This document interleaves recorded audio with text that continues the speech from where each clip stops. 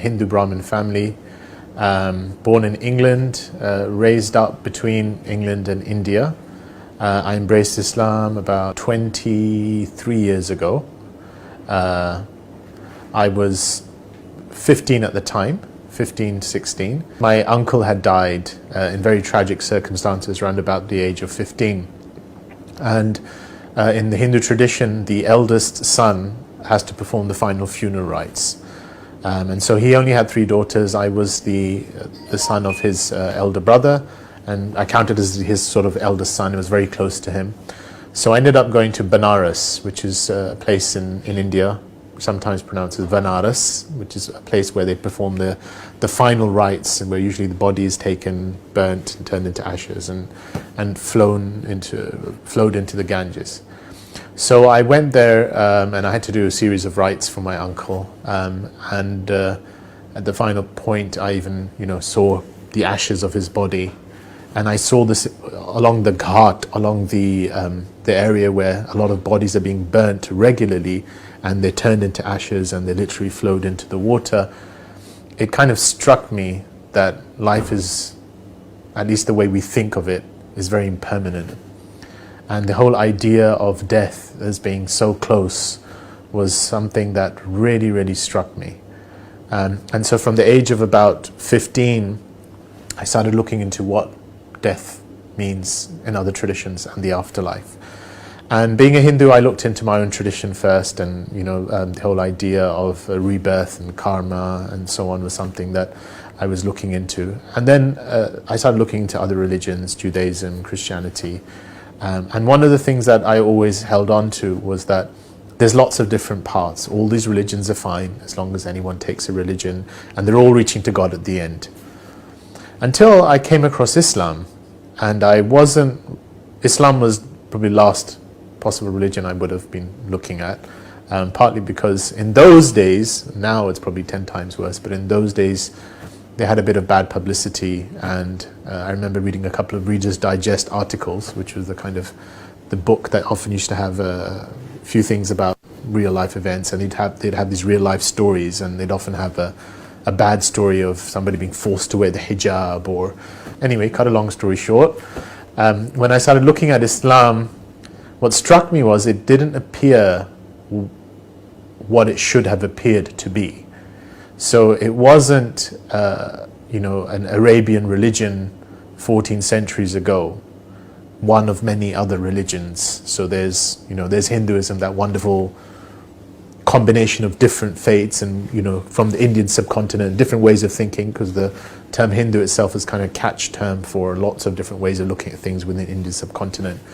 And then you had Judaism, which is kind of the people of Judea, the people of Israel, the tribe, and so on. And Christianity generally centering on the person of Christ and what happened, and the idea of his redemptive sacrifice. But Islam was kind of giving a more broader message. For starters, the Prophet Muhammad, who's, at least to my mind, seemed the founder of Islam, is not mentioned in the Quran apart from 3 times. And the Quran's got a whole chapter on Mary. Well, she's not Arab, technically, in my mind.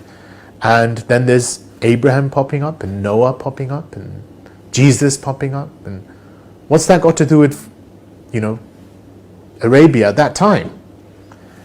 And then a different narrative started emerging. So the first narrative I had was there's lots of different paths, everyone's going to God. And then a different narrative emerged, which is God is one, and the essence of his path of submitting to that oneness is one. And he has been sending different messengers to each and every nation from the beginning of time until now. And Adam was the first. And that religion, for all intents and purposes, in Arabic could be called Islam, or that way could be called Islam, but that is the one path, that is the path of God. And it's broad enough to accommodate these various things. And when I struck that, it was kind of, whoa. Now this is a challenge, because I could sit back in my comfort zone and say there's lots of different ways, and we're all one big happy family, and all you need is love, and all of that stuff.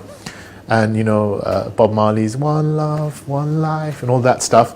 But then I've got this message, saying, this is it, this is the truth, and this is just the final embodiment, but that truth has been coming from the beginning of time, and it will keep coming, because that truth is the message of the cosmos. That truth is the message that's being shown to you over and over and again. And so then it was a bit of a thing. That doesn't fit the Islam that I'm reading in Reader's Digest, or today they could just say the Islam that you see on television, or the Islam that is constantly being bombarded. It's a deeper Islam. It's the Islam of the soul. It's the Islam that at some point it's like, no, I think I know this. And so that process, initially it was a kind of a, how do I debate with this? And I had a couple of friends at school who started to get more into their practice of Islam. And so I used to often debate with them women's rights and, violence in Islam and all my little things. And I was quite good with words, so I found that I would win the arguments, but when I left them and I went home, I would lose the debate. Because at some point I knew that I was winning with points, but there's a deeper level of conviction that had started to rise in my heart about what's being said. And so the whole process just kept going, and I feel, looking back now, God sort of created a conflation of events that were happening at that time. And I was being exposed to Islam in different, people close to me. So my school teacher, she actually embraced Islam.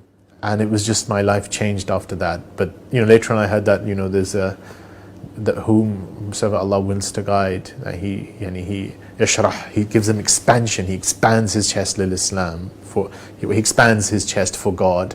And sometimes there's a term, I think it's called yuqallib, to literally turn a person. And that was my sensation. I literally felt I was turned and I was span, and it was like this sense of expansion. So yeah. And then what was really interesting is the next day when I told people I wanted to become Muslim, and I said what I did, the way you become Muslim, it was just a coming home. It's like, oh, this is me.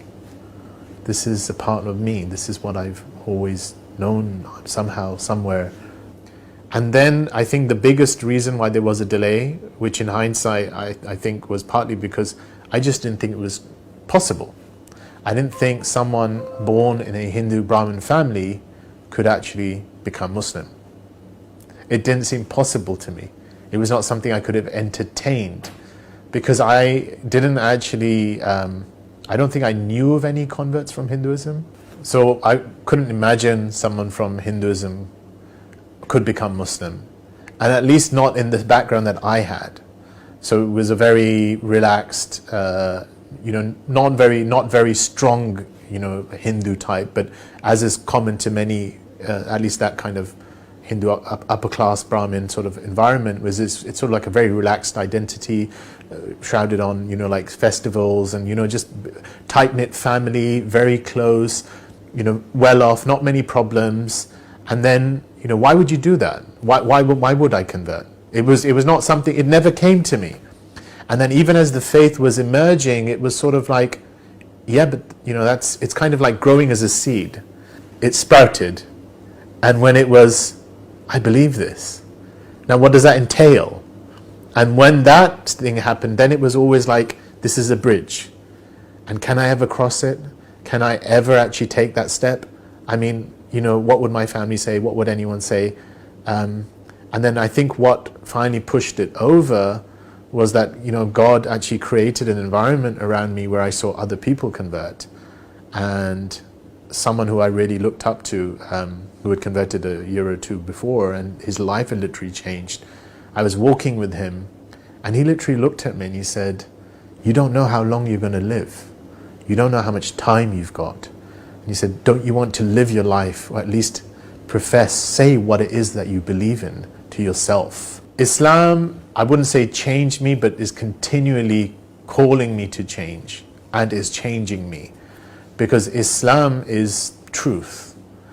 And I think looking back at the age of 16 when I did decide to become Muslim, was that the first thing was, it was just liberating to know that there is a truth out there, that there is a point to life.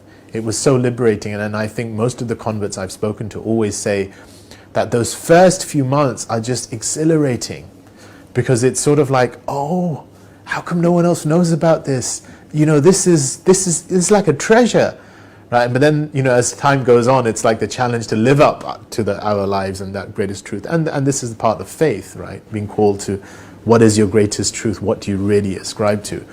But just having that you know, like that guidance, just knowing that there is guidance, just knowing that there is a point, knowing was really, really, really peaceful.